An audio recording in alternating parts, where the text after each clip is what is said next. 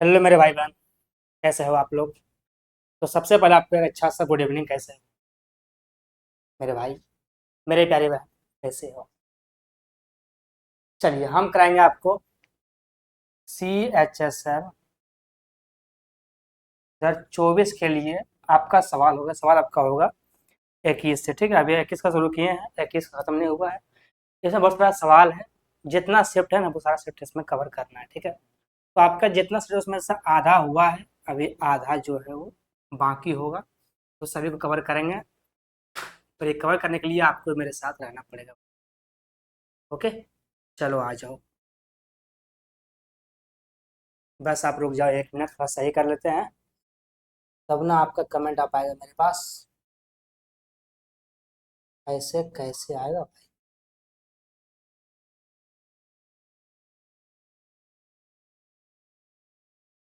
Okay भाई, okay मेरी बहन। चलो, ये आपका सवाल रहेगा। तो आपके सामने सवाल रहेगा, आपको उस सवाल का जवाब देना है। अगर आता है तो ठीक है, नहीं आता है भाई तो सीखना है। ठीक है, सीखना है। ये सवाल आपका पहला सवाल है। बताओ आप इस सवाल का आंसर जो है वो क्या होगा। सवाल आपका बहुत अच्छा वाला है। आप एक बात जानना भाई कि अगर सवाल आपका इसका है और सवाल इस सीजीएल का है, प्री का सवाल है, प्री का सवाल है, तो सवाल ये नहीं कि पूरा है रहेगा नॉर्मल, ऐसा बात नहीं है। ठीक है, सवाल पूरा रहता है, मोड रहता है, थोड़ा सा हल्का भी, थोड़ा सा डिफिकल्ट भी, सब मिला करके रहता है। ओके, तो ये सवाल तो आपका हल्का है, पर सारा सवाल आपका हल्का नहीं होगा, सारा सवाल नॉर्मल नहीं होने वाला है। करोगे। चलो मेरे भाई, सवाल पढ़ते हैं, देखना। सवाल है कि तीन संख्याओं का योग कितना बोला है, दो बोला है। आ गया है, पहली संख्या दूसरी संख्या की 1/2 गुनी है और तीसरी संख्या दूसरी संख्या का 1/4 गुनी। आपसे पूछा है, बताओ सेकंड संख्या क्या होगा, आपको निकालना है सेकंड संख्या क्या होगा। ठीक है, करें। देखो, इसमें कुछ नहीं बोला, इसमें तीन संख्या लेना है। एक संख्या, दो संख्या और तीन संख्या। ठीक है, इसमें तीन संख्या लिया। अब करना क्या है इसका, इस बारे में सोचो क्या करोगे इसको। आप देखो, पहले सवाल हुआ कि जो पहली संख्या है वो दूसरी का 1/2 गुना है। ठीक है, वो दूसरी का 1/2 गुना है। और जो संख्या लास्ट वाली, जो थर्ड संख्या है, वो दूसरी का 1/4 गुना है। यानी कि जो संख्या सेकंड वाली है, इसको लिया है उसने, बनाया है मुखड़ा। ठीक है, उसी पर रख करके, उसी के कंधे पर रख करके इसने ये बंदूक चला रहा है। तो आप क्या करो, इसी को बंदूक, इसी को एक्स मान लो, इसका ये कंधा हो गया, इसका कंधे पर रखो और चलाओ। आगे है कि इसका 1/2 गुना है और इसका 1/4 गुना है। बस, सवाल जो है वो यही खत्म होता है। सवाल जो बोला है बस यही बोला गया है कि भाई जो बीच में है उसका 1/2 गुना है पहले वाला, जो बाद में है उसका 1/4 गुना है बाद वाला। बस, ये बोला है इसमें। करोगे। अब कहा गया है कि इन तीनों का जो सम है ना, वो सम कितना है। तो पहले आप देखो, अगर आप एक भी मानते हो तो सवाल आपका वहां से भी आएगा, पर हम एक्स मान लें, क्या फर्क पड़ता है। ठीक है, हमको अगर एक्स का मान निकालना है तो निकालेंगे। ये होगा x+2, एक्स और एक्स, एक्स। ठीक है, क्या करो, इन तीनों को जोड़ो आप। ठीक है, आप इन सभी को जोड़ो, तो इसका लोगे एलसीएम ना, कितना होगा, 4 और 2 का एलसीएम 4। ऊपर में होगा आपका 2x, प्लस में 4x, और प्लस में कितना होगा भाई, प्लस में होगा x, बराबर कितना है 2। क्योंकि बोला गया है कि इन तीनों का योग कितना है। तो देखो, हर एक स्टेप को लिखोगे तो मामला वाला बात गड़बड़ है। ठीक है, तो सबको नहीं लिखना है, यहाँ से गुना करो। कितना हुआ, 4 दूना 8 मेरे भाई, ये हुआ 8। कितना हुआ, 8। ये पूरे है 7x, यहाँ से x कितना आएगा, 8/7। कौन सा आंसर 8/7, कौन सा आंसर है 8/7, ये बता दो। अरे ये x भाग नहीं है। ठीक है, ये x जो है ना भाई, ये भाग नहीं है, ये x भाग नहीं है। ये x का मान निकालना है, कितना, 8/7। हर एक चीज़ को कितना लिखोगे? अगर हम ही हर एक चीज़ को लिखना शुरू कर दिए तो आपको हमें गाइड कर, ठीक है, अगर गाइड करने वाला ही करेगा तो आप भी कीजिएगा, इसलिए नहीं करते। ओके, चलो भाई, बताओ इस सवाल का आंसर क्या होगा? आपके सामने ये सवाल है।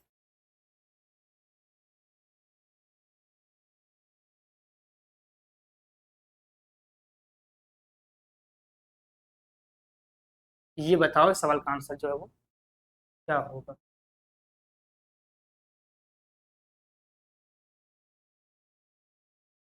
सवाल लगा? जी। सवाल है कि एक निश्चित राशि जो है, एक सर्टेन प्राइस जो है, प्रिंसिपल है, ठीक है, यहाँ पर वो 10% वार्षिक ब्याज की दर पर 5 वर्षों का सामान्य ब्याज, कोमा है, 5,000 पर 10% के वार्षिक ब्याज की दर पर वार्षिक रूप से चक्रवृद्धि ब्याज होने पर 2 साल का चक्रवृद्धि ब्याज का आधा है। बताओ सामान्य ब्याज पर दी गई राशि जो है वो क्या है?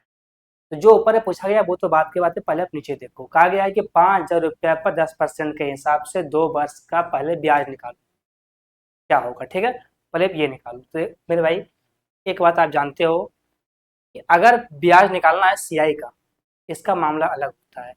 10% के हिसाब से 2 वर्ष का सीआई होता है 21, पर कैसे होता है इस बारे में सोचो। लगाओ सक्सेसिव, 10%, 10%, 10 गुना में 10 और बटे में क्या, 100, ठीक है। अगर 2 वर्ष का रहे तब, और परसेंटेज अगर सेम रहे तो आप ये लगाओगे, ठीक है। सेम नहीं होगा फिर भी आपको ये लगाना है। सक्सेसिव लगा तो 2 वर्ष का रहे, 2 वर्ष का हो तो सेम, ये काम करो, लगाओ सक्सेसिव, यहाँ से निकल जाएगा। ये होगा 20 और ये आपका होगा एक, कितना हुआ, 20 और 1 21। अगर इस बात को याद रखते हो कि 2 वर्ष का सीआई कितना होता है 21, तो बहुत जगह ये बहुत ही काम है, क्योंकि ये जो सिस्टम है ये करना नहीं पड़ेगा। अब चलो सवाल करते हैं।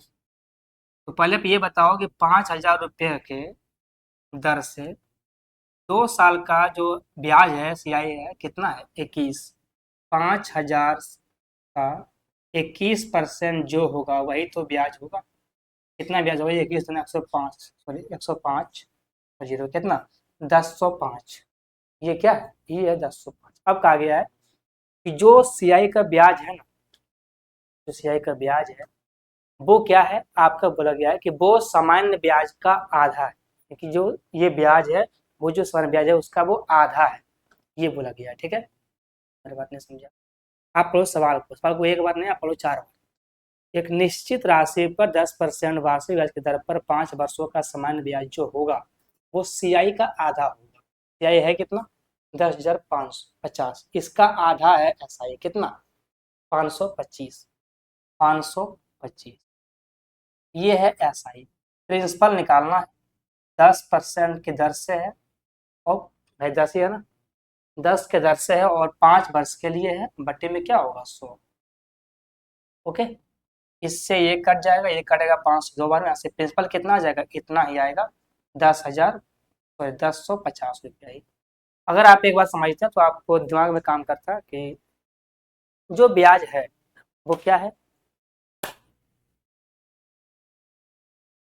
जो ब्याज है वो ब्याज क्या है, ये सीआई का, अगर सीआई का ब्याज उसका आधा है, इसका जो प्रिंसिपल होगा वो दोगुना होगा। पर नहीं समझ में आता है, कोई बात नहीं है, ऐसे कर लेना इस सवाल को, ठीक है। अगर शॉर्ट में आता है समझ में तो ठीक है, नहीं आता है तो इसको निपटा देना, चाहे जैसे हो सवाल बनना चाहिए। ओके, चलो करेंगे सवाल अब।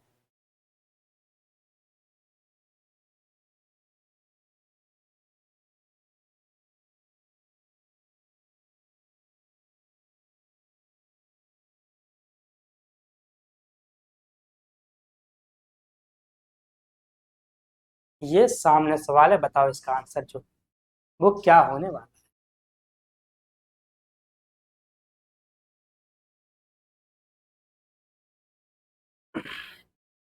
सवाल है, यदि x+2y का मान 19 है, x³ प्लस में 8y का मान 361 है, तो बताओ x+y का मान जो है वो क्या होगा? आपको समझ में आता होगा, दिया हुआ है x+2y, अब पूछा क्या है, x³ प्लस में 8y क्यू। तो एक बात तो समझ में आता है इसने x का क्यूब किया है और ये y का भी क्यूब किया, 2 का भी क्यूब हुआ है, तो ये 8 हो गया है। यहाँ से एक बात जाहिर है कि यहाँ से क्यूब का ही फॉर्मूला लगेगा। भाई क्या फॉर्मूला होता है, अगर लगाओगे फॉर्मूला ए क्यूब प्लस में बी क्यूब बराबर, तो फॉर्मूला होता है ए प्लस बी, ठीक है, ए प्लस बी का होल स्क्वायर और माइनस में 3ab, ये होता है फॉर्मूला। ठीक है, इस पर आप बैठाओगे, देखो फॉर्मूला होता है बहुत सारा है, और जो काम है उसको लो, जो काम है उसको खींच के लाओ। ठीक है, तो इसमें यहाँ पर यही काम करेगा, जहाँ पर a है वहाँ पर x है, जहाँ पर b है वहाँ पर 2y का क्यूब है। ठीक है, यहाँ पर एक x, यहाँ पर 2y, x 2y ऐसे है। ठीक है, चलो बिठाते हैं। आप देखो जहाँ पर x है वहाँ पर x क्यूब, जहाँ पर y है वहाँ पर 8 क्यूब। ठीक है, तो x क्यूब और प्लस में 8 क्यूब का मान कितना दिया गया है, 361। 361 बराबर में देखो यहाँ क्या होगा, x प्लस 2y, वो मान कितना है, वो मान आपको है 19, है ना, तो आप यहाँ लिखो 19। अंदर जाओ, यहाँ क्या होगा, 19 का स्क्वायर 361 माइनस में 3 ए बी, पर आप समझो जहां पर a है वहां पर तो x है, जहां पर b है वहां पर 2y है। इस बात को ध्यान रखना, इसको मत बोलना।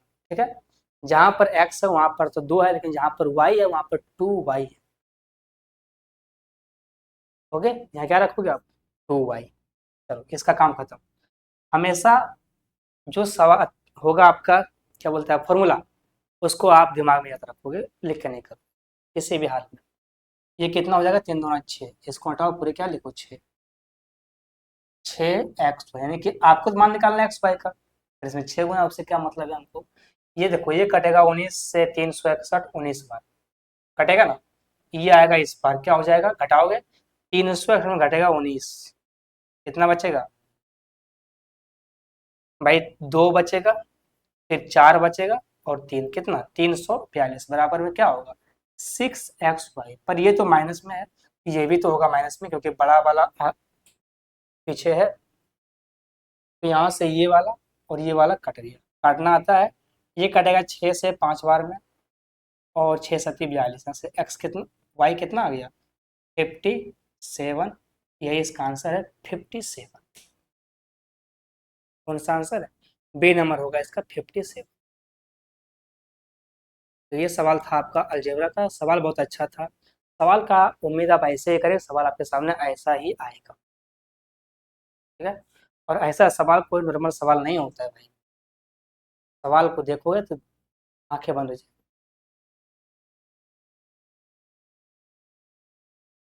ओके, चलिए सवाल करते हैं।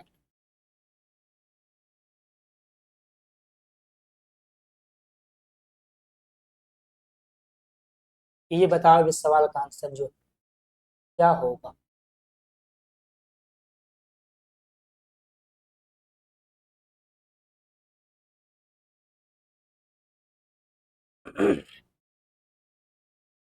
करोगे, कर ले भैया। सवाल है आपका कि सुरेश ने 9,000 रुपया में एक कंप्यूटर टेबल खरीदा और 4 में खरीदा सेंटर टेबल। उसने जो खरीदा कंप्यूटर टेबल उसको बेचा है 8% के लाभ पर। उसने जो एक टेबल और लिया है उसको कितना परसेंट के लाभ पर बेचे कि क्या हो जाए, उसको 10% का जो है पूरे पूरे में लाभ हो जाए। अब अगर कमाना है लाभ 10% का, तो समझ कहानी क्या बनेगा, डेविएशन। ठीक है, क्या लगाओगे, डेविएशन। उसने लिया 2 टेबल, एक टेबल लिया 9,000, 9,000 में, और एक लिया उसने 4, है ना, 4,000 में। ठीक है, एक लिया 9 में, एक लिया 4 में। करो आप क्या करोगे, जो लिया है 9 में उसको बेचा है 8% के लाभ पर, इसको बेचा है 8% के लाभ पर, इसको कितना पर बेचे, तो उसको पूरे में कितना का हो जाए, 10% का लाभ, 10% का क्या हो, लाभ है कि नहीं। ये क्या चीज़ है, ये है रिवर्स डेविएशन। आप सोचो, अगर एग्जाम में सवाल में कह रहा है कि पूरे में 10% का लाभ हो रहा है, इसका मतलब है कि 10% का लाभ यहाँ भी हुआ होगा और 10% का लाभ जो है वो यहाँ भी हुआ होगा। ठीक है, यहाँ भी हुआ है, यहाँ भी हुआ है, यहाँ भी लाभ कितना होना चाहिए, 10% का। अगर हर एक चीज में लाभ हो रहा है 10% का, तो यहाँ भी 10 का लाभ होना चाहिए। ठीक है, पर हुआ क्या, इतना नहीं।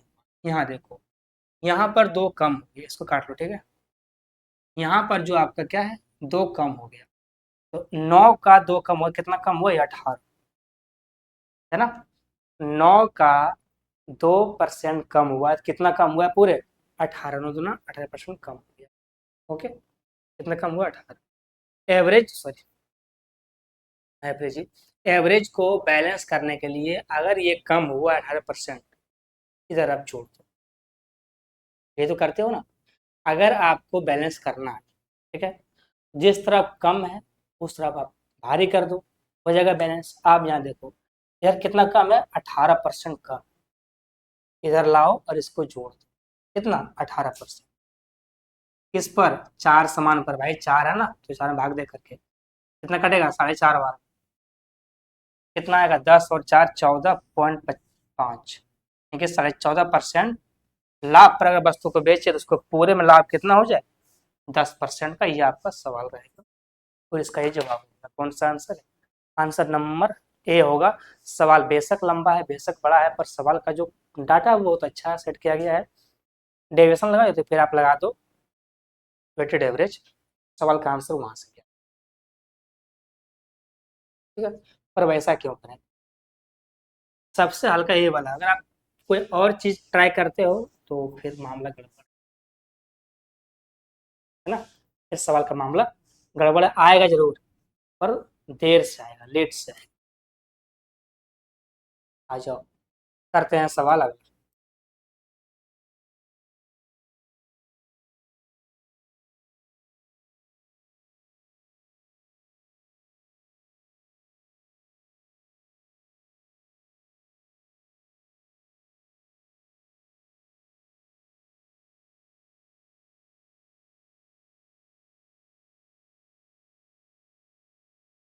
सवाल है कि यदि x प्लस 2y का होल क्यूब प्लस में 3x माइनस में 2y का होल क्यूब अगर जोड़े तब क्या सामने आता है, 3x स्क्वायर प्लस में 4y स्क्वायर है।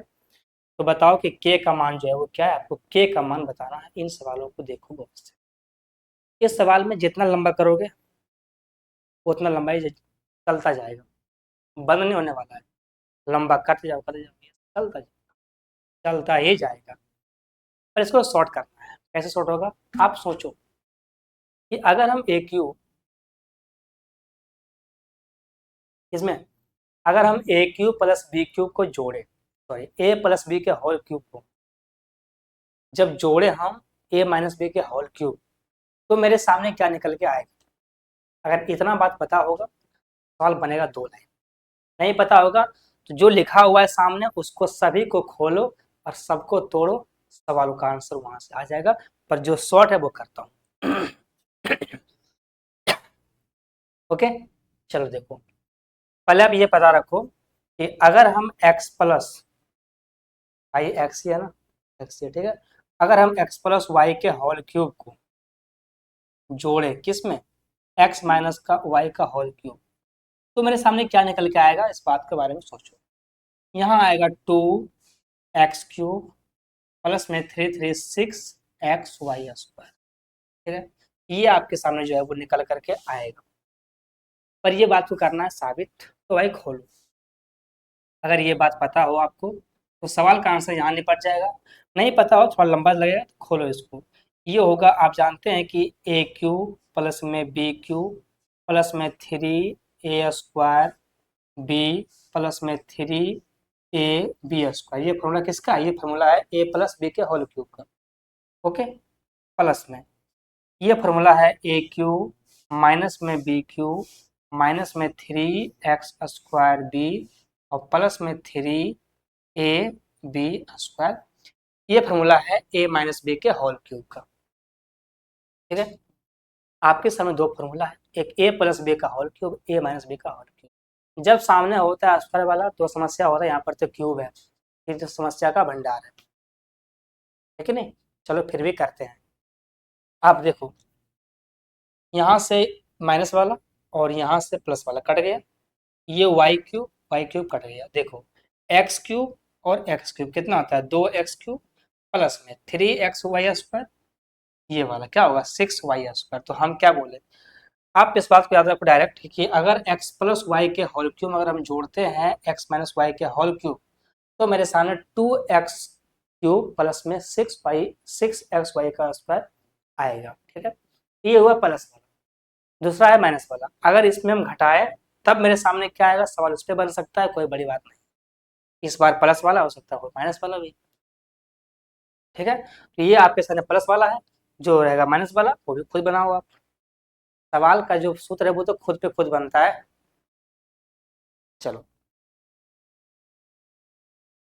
कितना लाए हो, 2xy², 2xy² और सॉरी क्यूब, अब प्लस में 6xy³ ये लाए हो ना, बिठाओ इसी पर अब। देखो, दो, भाई x कितना है, x है 3x, क्या होगा उसका होल क्यूब, क्या होगा देखो। ये समस्या तब होगा जब आपके सामने सेम चीज रहे, तो भाई कोई कंडीशन होता है, तो आपके सामने सेम चीज रहे। यहाँ पर सेम चीज है, यहाँ पर x कितना है 3x, y कितना है 2y। ठीक है,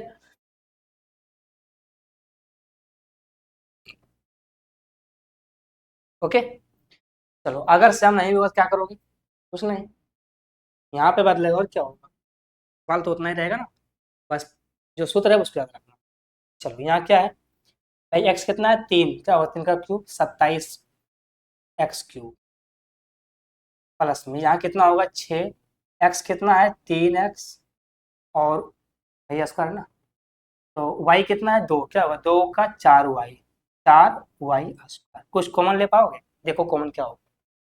यहाँ देखो, यहाँ पर 18 है, भाई ये होता है 54, ठीक है, यहाँ से यहाँ 54 है, और यहाँ कुछ ज्यादा, यहाँ पे 18 हो रहा है और यहाँ पे 18 होगा, कॉमन लो 18, यहाँ से एगो x कॉमन लो, क्या बचेगा 3x² और प्लस में यहाँ बचेगा सिर्फ 4y², 4y²।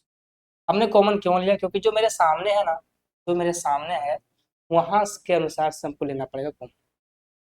ठीक है, अपने मर्जी से कुछ नहीं करना है, जो आंसर लाना है, जिधर जाना है उसके बारे में सोचो।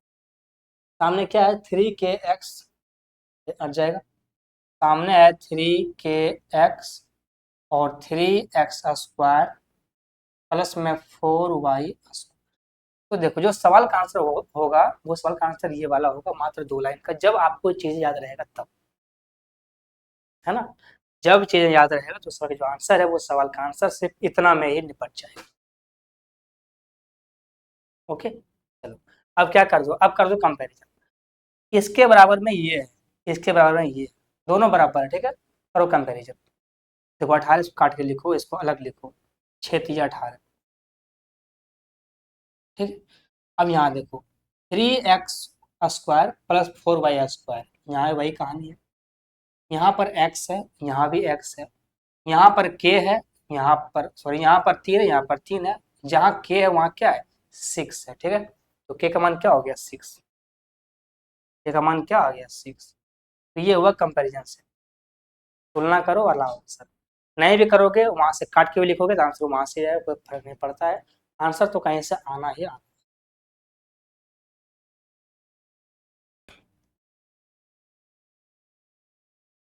ओके, आंसर कहीं ना कहीं से तो आना ही है, पर ये जो आंसर रहेगा वो शॉर्ट में रहेगा।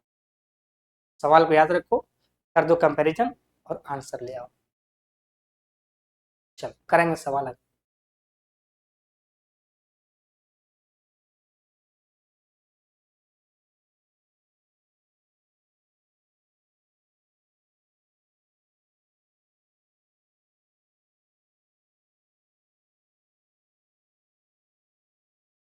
ओके भाई, चलो करते हैं अगला सवाल। कहता है, सवाल क्या है, सवाल है कि एक कार की चाल, एक क्या है, एक कार है, एक कार की चाल एक बस की तुलना में 40% अधिक है, एक ट्रेन 110-120 किलोमीटर की दूरी 8.5 घंटा में तय करती है, एक सही 3/4 घंटे में कार कितनी दूरी तय करेगी यदि बस की चाल ट्रेन की चाल की अपेक्षा क्या हो, आधी हो। सवाल दिमाग को सही करने वाला सवाल। अगर इस सवाल को लगता है कि एक बार पढ़ने से सवाल बन जाएगा तो ये असंभव है, कहानी नहीं। ठीक है, हो सकता है एक बार पढ़ने से जो सवाल को बारंबार करता है वही। ओके, चलो क्या बोला पहले ये सुनो। कहा गया कि एक कार का चाल जो है वो एक बस के तुलना में 40% अधिक है। चलो भाई, ये कार है और ये क्या है, बस है। कितना अधिक है, 40%। 100 माइनस करो, आंसर वहां से भी आएगा, कोई दिक्कत नहीं है, पर हम करते हैं फ्रैक्शन। अगर ये 5 है, बस का अगर 5 है, इसका 2 अधिक है ना, ये कितना होगा, 7। ठीक है, हम करते हैं फ्रैक्शन में, काट कर उतना ही आता है। अगर ये 5 है, ये कितना होगा, 5 ज्यादा 2, 7। ये क्या निकला, ये निकला कार और बस का स्पीड का रेशियो। आप बोला गया सवाल को पढ़ो। अगर 8.5 घंटा में 10 सौ 20 किलोमीटर दूरी तय करता है कौन, एक ट्रेन। पहले पता करो कि ट्रेन की चाल क्या होगी, है ना। ट्रेन की चाल क्या होगा, ट्रेन का चाल क्या होगा भाई। 10 सौ 20 तय करता है कितना में, 8.5। भाई 8.5 ही है ना। ट्रेन करता है तय 10 सौ 20 किलोमीटर 8.5 घंटा में, तो ये होता है 17/2, ऐसे लिखोगे ना। ये कटेगा 6 बार में, कितना आएगा, 6 दूना 12, 120 किलोमीटर। ये क्या हुआ, ये हुआ इसका चाल, किसका, ट्रेन का। ये ट्रेन का चाल है कितना, 120 किलोमीटर। कितना है, 120 किलोमीटर। अब चलो कहा गया है, अब कहा गया बताओ हमको, एक सही 3/4 घंटे में कार कितनी दूरी तय कर पाएगी। हमको निकालना है कार की दूरी। कौन दूरी तय करेगी, कार। कार भाई, समय कितना है, एक सही 3/4 कितना होता है, 4 और 3 7, 7/4। अब अगर निकालना है दूरी, अगर निकालना है दूरी, दूरी होता क्या है, चाल गुना में समय। तो समय मेरे पास में है, पर मेरे पास चाल नहीं है, मेरे पास चाल बिल्कुल नहीं। चाल कैसे आएगा, सवाल नीचे पढ़ो।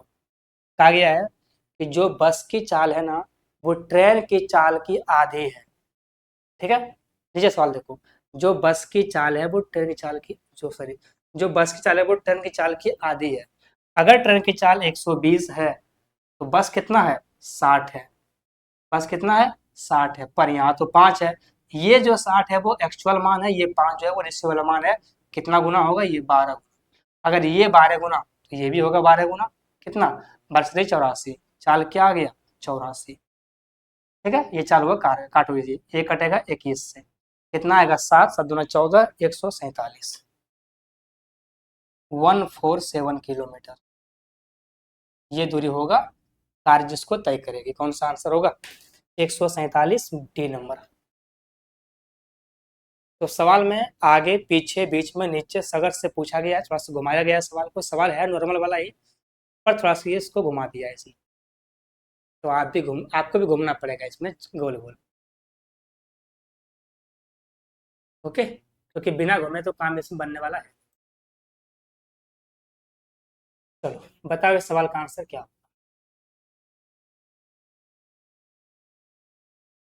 आपके सामने ये सवाल रहेगा। ये टाइम एंड डिस्टेंस का सवाल बहुत अच्छा था। इसमें कोई कंसेप्ट, कोई दिमाग कुछ काम नहीं करेगा, इसमें सिर्फ काम करेगा लॉजिक। पहले क्या करें और क्या ना करें, ये सोचना पड़ेगा। सवाल आपका ये वाला है, त्रिकोणमिति वाला सवाल है।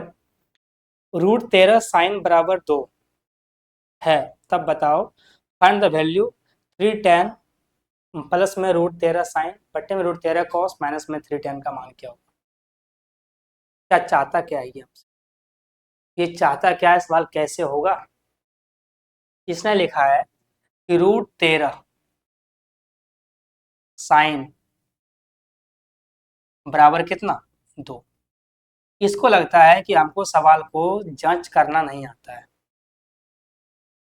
अगर इसने √13 यहाँ देता तो इसका क्या बिगड़ जाता, अगर ये √13 यहाँ दे देता पहले तो इसका क्या बिगड़ जाता, पर इसने ऐसा नहीं किया।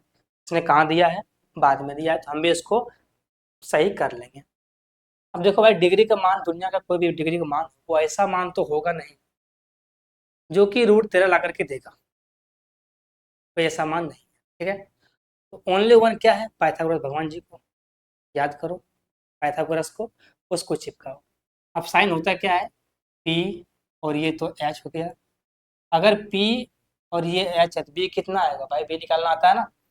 एच का स्क्वायर, ये √13 का स्क्वायर 13 और 2 का स्क्वायर 4, भाई ये कितना होता है, ये होगा 9।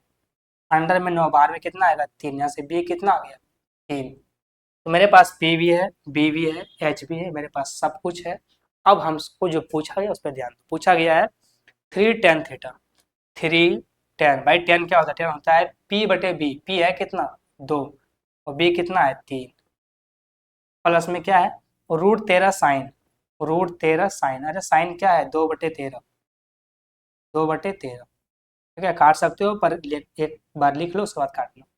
नीचे है √13 कॉस, भाई कॉस क्या होता है, कॉस होता है b/h, बी है कितना 3, h कितना है √13, माइनस में 3 tan, तो tan तो 2/3 ही है ना, खलास खलास खलास खलास, सब कट गया ना, 2 2 4 और नीचे आएगा 1 तो 4 ही आंसर आएगा। कौन सा आंसर है, आंसर नंबर ए होगा आपका 4। सवाल बेशक थोड़ा सा डिफिकल्ट देखने में है पर सवाल बनेगा बहुत ही अच्छा तरीका से, बस करना आना चाहिए। सवाल देखने में लग रहा है थोड़ा सा भयंकर है, सवाल वास्तव में देखने में थोड़ा सा डरावना टाइप है, पर इतना भी सवाल तगड़ा वाला नहीं है। चलो भाई करते हैं सवाल अगला।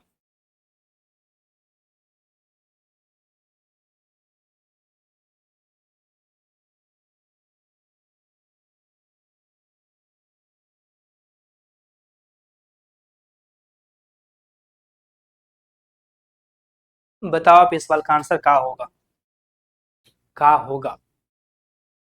सवाल नंबर है 8।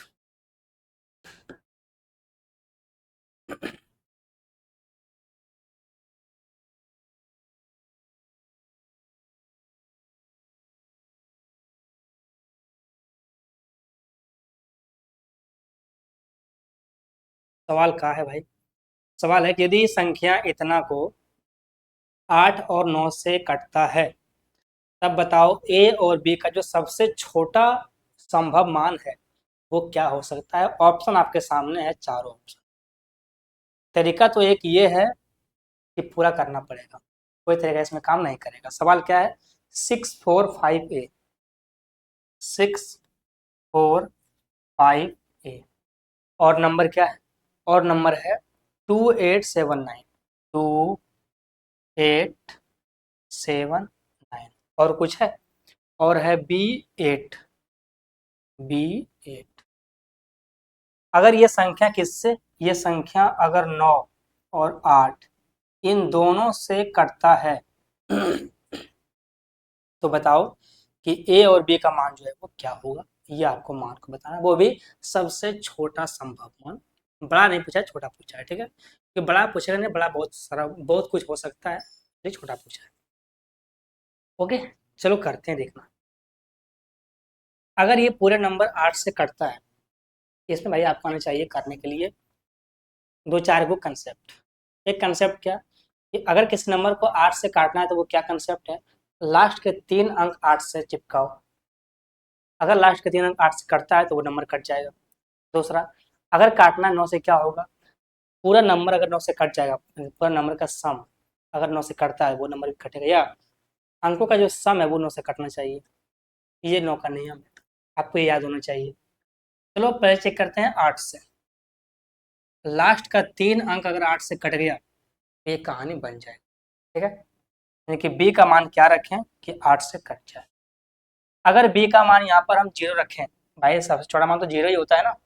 अगर मान रखें यहाँ पर 0 तो ये कटेगा 8, 1 0 2 8 नहीं कटेगा, ठीक है।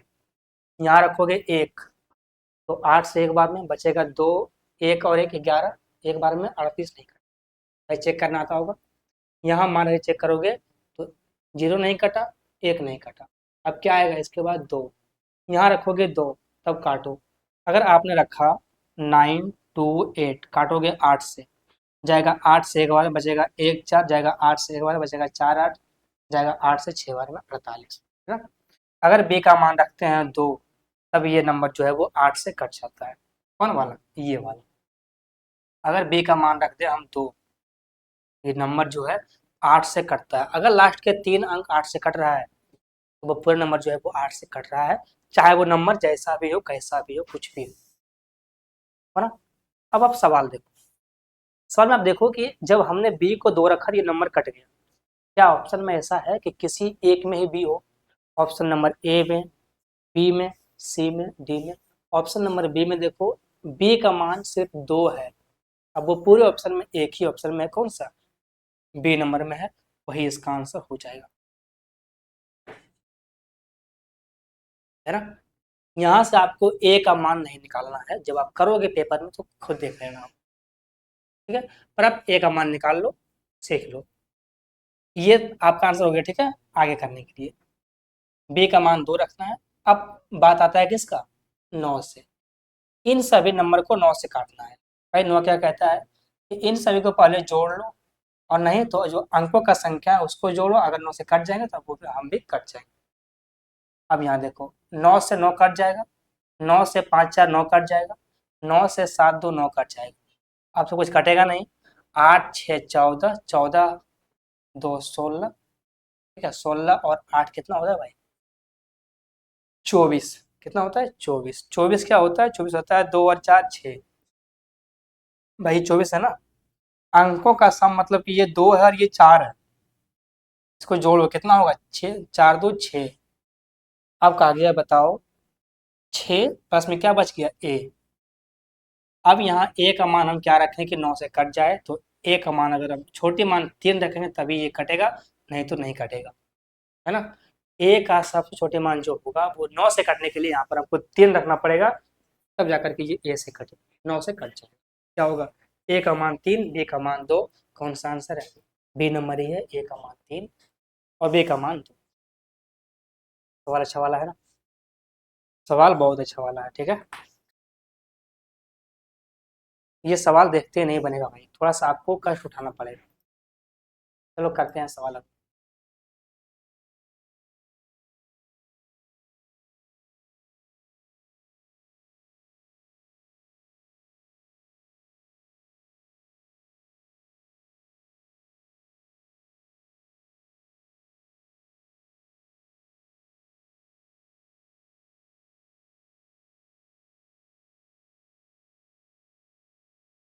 ओके।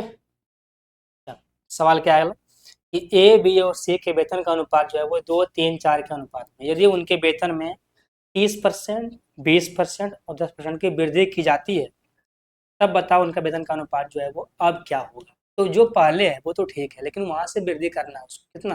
30 20 10 बढ़ाओ। जो बढ़ करके आएगा उसके बारे में इसने पूछा है। इसके पास 3 चीज है, सॉरी 3 है, ए बी और सी। ये है कितना? ये है 2 3 4 के अनुपात में, 2 3 और 4 के अनुपात में, इस अनुपात में है। अब इसको बढ़ाना है तो आप खुद सोचो कि जब बढ़ाएंगे ना हम तो ये आएगा नीचे पॉइंट, क्योंकि नीचे आएगा 100 और 100 तो कटेगा नहीं, तो ये जाएगा पॉइंट में। चलो ठीक है, आप समझ रहे हो। जब आप इसको बढ़ाओगे नीचे क्या आएगा आपका? 100, और 100 काटने वाला है नहीं, वो नीचे आएगा पॉइंट। आप क्या करो, रेशियो का पूरा मान सही करने के लिए अपने मर्जी से बिठा लो सब पर जीरो, ताकि एक कट करके जीरो ही पाओ, 1 आ जाएगा, ठीक है। भाई जीरो बिठाए नहीं है, 10 से गुणा किए, ठीक है। अगर आपको रेशियो नहीं आता है तो आप शाम में 9 बजे आओ, रात में 9 बजे आओ, वहाँ पर रेशियो पढ़ो। अभी आपका एक ही क्लास हुआ है, ओके। चलो करते हैं। अब बढ़ाओ आप, 20 का बढ़ाओगे 30%, तो 20 का 30% होता कितना है? कहोगे 6। कितना हो जाएगा? 26। अब बढ़ाओ 30 का 20%, भाई 30 का 20% कितना होता है? 6। कितना होगा? 36। बढ़ाओ 40 का 4%, वो तो 4 होता है। 40 का 10% है ना, वो तो 4 होता है। कितना होगा? 44। भाई करना आना चाहिए ना? करना तो पड़ेगा। भाई 20 का होता है 30% 6, तो पहले 20 है, 6 बढ़ेगा, कितना होगा? 26, ठीक है। चलो, तो जो सवाल का आंसर होगा वो यहाँ भी हो सकता है, जो सामने लिखा हुआ है वहां पर हो सकता है, पर ऐसा नहीं होगा। सवाल काट के लिखा, ये सभी नंबर जो है वो 2 से कट रहा है 13 बार में, 18 बार में और 22 बार में। ये नंबर जो है वो अपने आप कट रहा है, तो आप भी इसको अपने आप काट करके छोड़ दो। देखो आप, तो कौन सा आंसर होगा? 13, 18 और 22, आंसर नंबर सी है।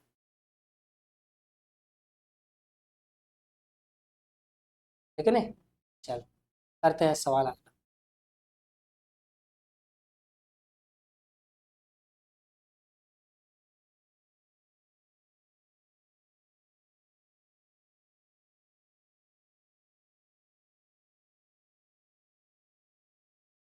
बताओ आप इस सवाल का आंसर क्या होगा, करके बता दो। सवाल है कि एक दुकानदार, सवाल किसका है? बनिया वाला सवाल है। कहता है कि एक दुकानदार जो है उसका एक वस्तु का विक्रय मूल्य उसकी लागत मूल्य से 20% अधिक है। उसके बाद यदि क्रय मूल्य में 20% की वृद्धि होती है और विक्रय मूल्य में 16% की वृद्धि होती है, तो बताओ उसका लाभ प्रतिशत जो है वो क्या है। ये सवाल है आपका प्रॉफिट एंड लॉस का। सवाल बहुत अच्छा है, लंबा भी है, लेंदी भी है, पर करना तो पड़ेगा।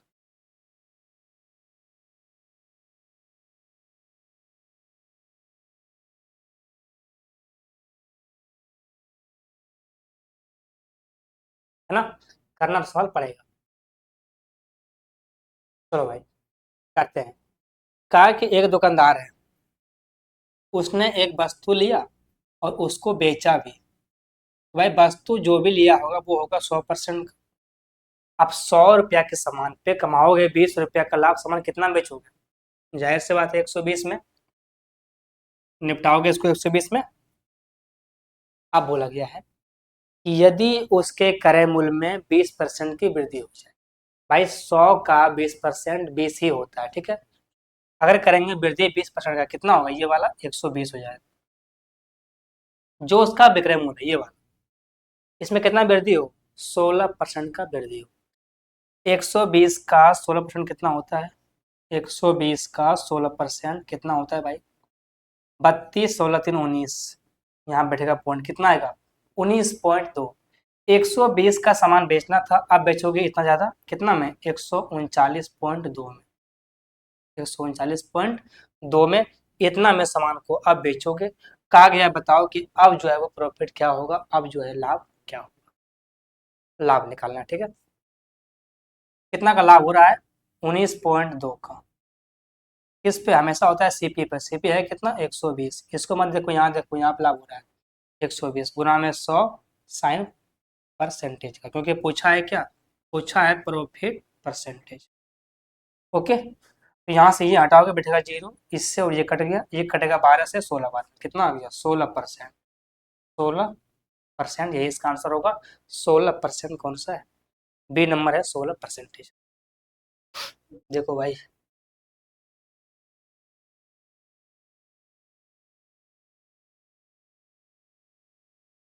है कि नहीं? चलो करते हैं सवाल आगे।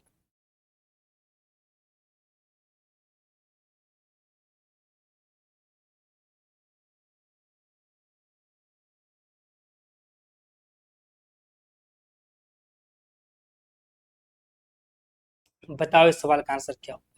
सवाल नंबर है आपका 11वां। सवाल क्या है? सवाल यदि कॉस स्क्वायर माइनस में साइन स्क्वायर माइनस में 3 कॉस प्लस में 2 बराबर 0 है, बताओ सेक माइनस में कॉस का मान क्या होगा। सवाल बहुत अच्छा है। क्या क्या है पहले ये देखो। Cos square sine square minus में cos square sine square minus में 3 है कि 2 है भाई? माइनस में 3 है, 3 कॉस प्लस में 2, 3 कॉस और प्लस में 2, यही तो है ना। बराबर क्या है? 0।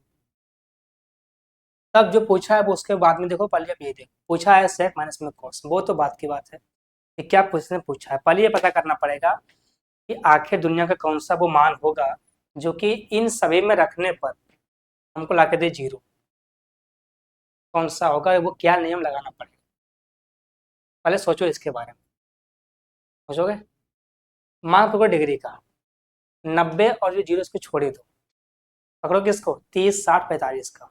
अब इसमें भी चुनो कि कौन सा मान हो सकता है कौन नहीं हो सकता, क्योंकि इतना लंबा सवाल है, इतना लंबा सवाल में अगर हम तीनों मान रख के चेक करेंगे तो फिर क्या बात बनेगा। संभव है? देखो आप सोचो भाई, 30 अगर मान रखते हो, ठीक है, 30 मान रखते हो, तो अगर यहाँ रखोगे 30, भाई cos 30 का मान होता है √3/2।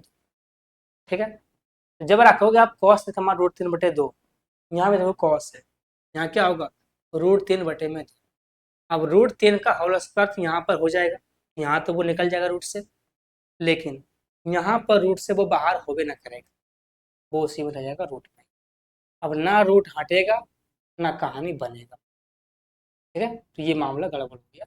इसको छोड़ो, आओ 45 के पास। भाई 45 में होता है कॉस का मान √2 का, जहां स्क्वायर इसको छोड़ो, जहां स्क्वायर नहीं है उसके पास चलो। ठीक है, क्योंकि जहां पर स्क्वायर है वो तो स्क्वायर करेगा और खत्म कर देगा सब कुछ, लेकिन जहां स्क्वायर नहीं है वहां क्या होगा, यहाँ पे स्क्वायर नहीं है। यहाँ अगर आते हो, यहाँ मान किसका 45 का, वो मान कितना होता है 1/√2। अब √2 ना हटेगा ना कहानी बनेगा। ठीक है, तो 30 गया, 45 गया, बचा क्या 60, वही मान होबे करेगा। कितना 60 मान, क्योंकि मेरे पास 90 जीरो तो हम लिए नहीं, 30, भाई 90 जीरो क्यों लोगे, क्योंकि 90 जीरो मान कभी ये पुट होगा ही नहीं। ठीक है, कभी लेना ही मत इसको। ओके, कभी नहीं आएगा। चलो मेरे भाई, अब यहाँ देखो आप। ठीक है, तो हम सिर्फ बता रहे हैं आपको चेक करके कि हाँ ये डिस्पायर होगा या नहीं होगा। यहाँ क्या होगा, यहाँ होगा इसका 1/2, तो 1/4, माइनस में यहाँ होगा √3/2, तो 3/4, यहाँ होगा 1/2, तो 3/2, 3/2, और प्लस में 2। भाई इसका एलसीएम क्या होगा 4, भाई 4 होगा ना। चलो, यहाँ पे होगा 1, माइनस में 3, माइनस में 8, सॉरी 6 होगा ना, 6, और प्लस में 8। यहाँ देखो 8 और 1 9, 6 और 3 9, ऊपर आ गया 0, नीचे 4 है, तो कितना आ गया ना। तो हम क्या बोले पहले कि अगर हम मान रखते हैं 60 का, तो ये मान जो है पुट हो जाता है। लेकिन इतना सोचने के लिए बहुत कुछ सोचना पड़ेगा, ये मान नहीं हो सकता है, वो नहीं हो सकता है, ये नहीं हो सकता है, काट कुट के यहाँ पहुंचना पड़ेगा डायरेक्ट। ओके, चलो, पूछा क्या है, पूछा है sec माइनस में cos। भाई sec साढ़े का मान क्या होता है 2, और cos का 1/2। अब घटेगा 2 में से आधा तो बचेगा 1.5। 1.5 कैसे होता है 3/2, ये इसका आंसर है 3/2। कौन सा आंसर है, आंसर नंबर बी होगा इसका 3/2। ठीक है, क्या होगा 3/2, ये होगा इसका आंसर। भाई 1.5 तो बचेगा ना, जब घटाओगे आप 2 में से आधा तो कितना बचता है आपके पास, 1.5 बचता है। 1.5 होता है क्या, 1.5 होता है 3/2, वही तो होता है 1.5। चलो करते हैं सवाल अगला।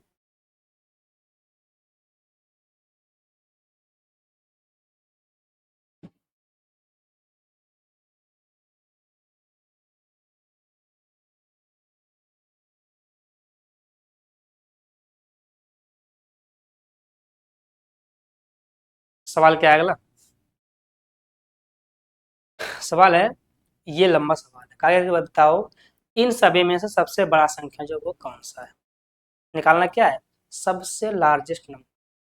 अब अगर कहानी सिंपल सा हो तो उसका कहानी हम कर भी दें, पर यहाँ कहानी बहुत ही डिफिकल्ट है, पावर वाला कहानी है, तो इसका भी कोई उपाय होगा। सवाल है 2 पर पावर 1/2, ठीक है ना। सवाल है 2 पर पावर 1/2, 3 पर पावर 1/3, 4 पर पावर 1/4। सवाल क्या है, 2 पर पावर 1/2, 3 पर पावर 1/3, 4 पर पावर 1/4, 6 पर पावर 1/, ये है ना 1/6, और 12 पर पावर 1/12। ठीक है, ये आपके सामने पूरा जो है वो नंबर है। आगे बताओ कि इन सभी संख्या में से सबसे बड़ी कौन सी है। तो पहले भी याद रखोगे कि घातांक में सवाल करने का है कि अगर सवाल ऐसा हो पावर में हो, ठीक है, अगर सवाल का पावर में हो तो हमको करना पड़े, भाई ये पावर तो है नहीं, ये रूट में जाएगा, ठीक है, पावर नहीं है, ये रूट वाला कहानी है, पर अगर पावर में है तो लिखो पावर को। आप जानते हो कि अगर ये 1/2 है, यानी कि ये आधा है, ये होता है रूट 2। ये क्यूब है, ये होता है रूट 3। ठीक है, ये होता है फोर्थ रूट। क्या होगा? Fourth root 4। ये होगा 6√6। ये होगा 12√12। ठीक है, आपके सामने कहानी ऐसा ही बन सकता है, पर ये लिखा कैसे है? ऐसे। चलो, तो ये भी हो सकता है, पर आपके सामने ये वाला है, तो जो है उस पर ध्यान दो। अब देखो, करना कुछ नहीं है कि जो पावर है ना ये वाला, इसका ले लो एलसीएम। कितना होता है इसका एलसीएम? 12। ठीक है, 2 काटता है 12 को 2 बार, सॉरी 6 बार में। पावर कितना हुआ? 2 पर 6। आगे देखो, ये काटेगा 4 बार में, पावर 4। आगे देखो, 3 बार में। आगे देखो, 2 बार में। आगे देखो, 1 बार में। है ना? क्या गया? 1 बार में। अब देखो, ये है बिल्कुल सीक्वेंस। अब यहां से पता कर सकते हो कि आखिर इन सभी में से सबसे बड़ा कौन सा है। ये होता है 81, ये होता है 64, ये होता है आपका कितना? 32 ही होता है। ठीक है, तो ये तो पूछेगा नहीं, तो यहाँ पर ये नहीं होगा। तो सबसे बड़ा कौन सा? ये वाला है 81। सबसे बड़ा ये है, छोटा वाला ये है, पर पूछा बड़ा वाला, जाओ इसके पास। ये कितना? 81 है। तो आप खुद पता करो कि सवाल तो ये नहीं होगा भाई, ये तो सिर्फ जांच करना है, आंसर ये नहीं होगा। आंसर ये वाला होगा, 3/1/3। कौन सा आंसर है? आंसर नंबर बी है, 3/1/3। ठीक है, आंसर ये वाला होगा, ना कि वो वाला।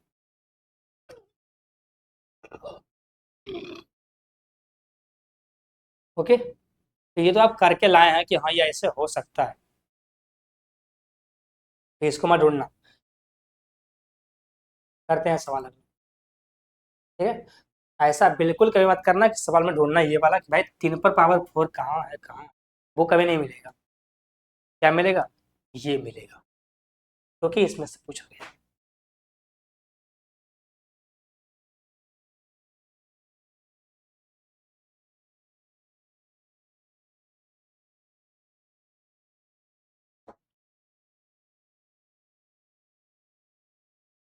सवाल क्या है भाई? सवाल है कि एक समकोण त्रिभुज, कितना है? एक समकोण त्रिभुज में एक वृत्त अंत स्थापित है। समकोण बनाने वाली दो भुजा की लंबाई 15 और 8 सेंटीमीटर है। बताओ अंत वृत्त का त्रिज्या जो है वो क्या है? आपको निकालना क्या है? इन रेडियस। क्या लेना है? एक समकोण त्रिभुज। एक लो समकोण त्रिभुज। एक क्या लो? समकोण त्रिभुज। अब इसमें बनाओ एक वृत्त, वो वृत्त जो कि तीनों भुजाओं को स्पर्श करते हुए अंदर में ही रहे। तीनों भुजाओं को टच करते हुए ये अंदर में ही रहे, यही आपका है अंत वृत्त। नाम क्या दिया है इसका? ए नाम दिया है, बी दिया है और सी दिया है। इस केंद्र से जो डालोगे यहाँ पर, यही तो त्रिज्या है। ये क्या है? त्रिज्या। और इसी को बोलते हैं इन रेडियस। ठीक है, ये क्या है? इन रेडियस है। और ये आपका है इन सर्कल। अब कहा गया इसमें कि एक जो ये जो सॉरी, ये जो है आपका समकोण त्रिभुज है, राइट एंगल है, इसमें आपका एक 15 है और एक 8 है। आप जानते हैं कि 8, 15 और 17 क्या होता है? ट्रिपलेट होता है। नहीं पता है? फिर लगाओ पाइथागोरस, वहां से निकाल लो, पर इतना बात याद रखो आप। ये क्या होता है? ट्रिपलेट। यहाँ पर क्या होगा? ये वाला 17, ये हो जाएगा 17। हमको चाहिए भाई त्रिज्या, हमको आर चाहिए, हमको ये इन रेडियस। इन रेडियस कैसे निकलेगा? ये सिर्फ और सिर्फ है समकोण के लिए। समबाहु का मामला अलग है, समद्विबाहु का अलग है, और सिर्फ ट्रायंगल बोले तो उसका मामला अलग है। इन सभी का मामला अलग अलग। अगर कोई नाम दिया तो मामला अलग, कुछ नहीं दिया तो वो अलग। तो अगर एक समकोण त्रिभुज में एक वृत्त बना हो और तब आपसे पूछा हो इन रेडियस, तब क्या करोगे आप? लगाओगे फॉर्मूला, P प्लस में B और माइनस में H/में, तो यही होगा इन रेडियस निकालने का फॉर्मूला। ठीक है, P मतलब परपेंडिकुलर, B मतलब बेस, H मतलब हाइपोटेन्यूस कर्व, लंब आधार कर्व। ठीक है भाई, 15 8 को जोड़ना है, ये घटाना है। 15 8 23, 17 बचेगा 6, 6/2 कितना कटेगा? 3। कितना आ गया इसका आंसर? 3 सेंटीमीटर, यही इसका आंसर है। 3 कौन सा?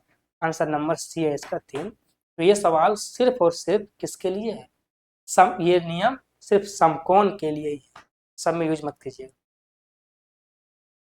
ओके, ये सिर्फ समकोण के लिए है। जब समकोण में मामला आएगा तो आपको ऐसा करना पड़ेगा। चलो करते हैं सवाल।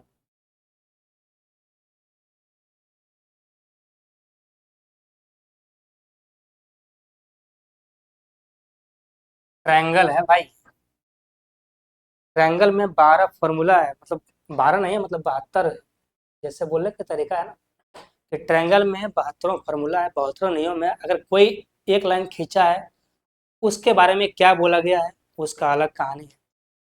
कहीं वृत्त बनाया गया है, क्या बोला गया है वो अलग कहानी है। ट्रायंगल निकालने का फॉर्मूला बहुतों फॉर्मूला है, बस कंडीशन क्या है उसको देखना पड़ता है। ये आपके सामने सवाल है कि x प्लस वाई का मान 27, एक्स स्क्वायर वाई स्क्वायर का मान कितना है? 425। तो बताओ x माइनस वाई का मान, सॉरी स्क्वायर का मान जो है क्या होगा? ये सवाल सिंपल सा ही है, आपको निकालना पड़ेगा यहाँ से क्या, एक्स और वाई। तो ये सवाल जो उसी पर बनेगा। पूछा क्या है आपसे? x माइनस वाई का होल स्क्वायर, इसका होल स्क्वायर। अब ये होता क्या है? ये होता है x square plus y square और माइनस में 2xy, ये होता है। ठीक है, यहाँ से आपके सामने ये तो मौजूद है पर ये नहीं है आपके पास, इसको निकालना पड़ेगा। इसको निकालना पड़ेगा, कैसे निकालोगे? ऊपर से निकालो। आप जानते हैं क्या होता है एक्स प्लस वाई का होल स्क्वायर?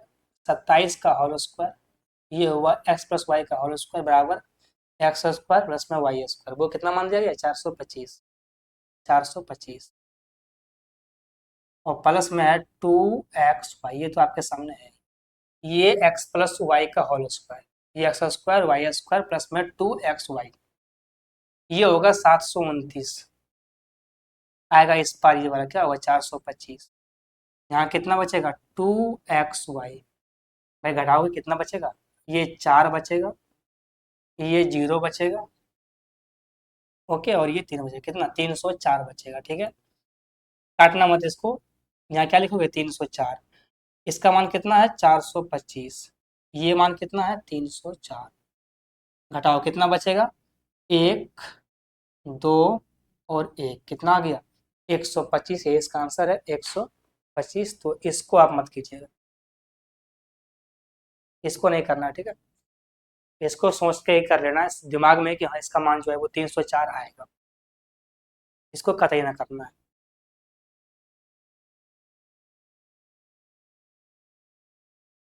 ओके, इसको कभी भी नहीं करना है भाई।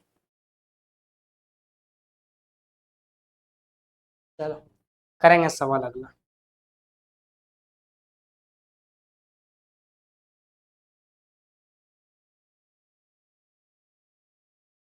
बता दो इस सवाल का आंसर क्या होगा।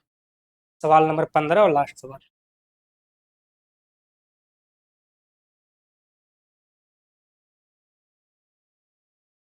सवाल है कि एक स्कूल में 10th क्लास के परीक्षा में, एग्जाम में, लड़कियों का जो औसत पास परसेंटेज है वो 85% है, लड़कों का कितना है? 83%।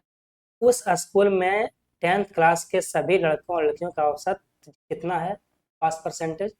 83.7%। आगे है, बताओ कि 10th क्लास में लड़कियों की संख्या का परसेंटेज जो है वो क्या है? ये पूछा गया। ठीक है, सवाल बहुत ही घटिया है, लंबा है, पर सवाल अच्छा वाला है। ठीक है, सिंपल सवाल है कि 10th क्लास का एग्जाम हो रहा है, उसमें से एग्जाम हो, उसमें से पास हुआ लड़का, पास हुआ लड़की, ये बॉय और ये जो है गर्ल। ठीक है, पहले गर्ल ले लिखो, पहले गर्ल,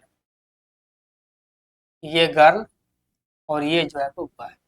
ये पास हुई है 85%, ये पास हुई है 83%, अब पूरे पास हुई है 83.7%। 83.7%। क्या लगा दोगे? एलिगेशन, है ना? ये पास हुआ है, ये पास हुआ है और कुल पास हुआ है। तो ये पास हुआ है, ये पास हुआ है, कुल पास हुआ है, क्या लगा दिए? एलिगेशन। भाई इससे ये कितना अधिक है? अरे कितना कम है ये? ये 1.3 कम है। इससे ये कितना अधिक है? 0.7 आएगा, यहाँ से पॉइंट से पॉइंट खत्म हो जाएगा ना, क्या आएगा 13:7।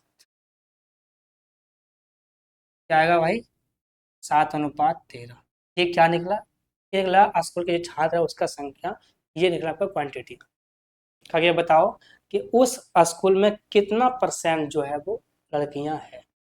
चाहे लड़की जितना भी होगा, चाहे वो उसमें जितना भी होगा स्टूडेंट, ठीक है, वो अपने आप में कितना होगा 100%, चाहे वो 20 हो या फिर 20,000 हो, वो अपने आप में है कितना 100% है। ये कितना है 7 और 13 20, 20 का मतलब कितना होगा 100%। भाई कुल कितना होता है 100%, कितना गुना है 5 गुना। तो ये बताओ कितना लड़कियां कितना परसेंट है, ये भी होगा 5 गुना। कितना 7×5 = 35%, ये इसका आंसर होगा 35% लड़कियां वहां पर है। कौन सा आंसर होगा, आंसर नंबर डी है 35%। ओके, चलिए, तो ये रहा आपका लास्ट सवाल। हम लोग मिलेंगे रात में 9 बजे, वहाँ चल रहा है आपका रेशियो, आप वहाँ पे आओ और पढ़ो, ठीक है।